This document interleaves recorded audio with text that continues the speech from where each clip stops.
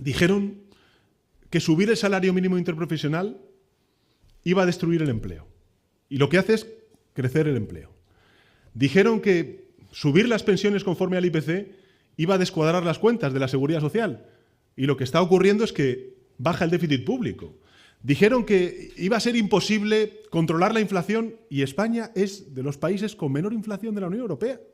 Dijeron que íbamos a tener el peor otoño, con una conflictividad social como no se había visto nunca. Y España es el país con la mayor paz social de Europa. Si es que no tienen argumentos, solo el insulto y el ruido.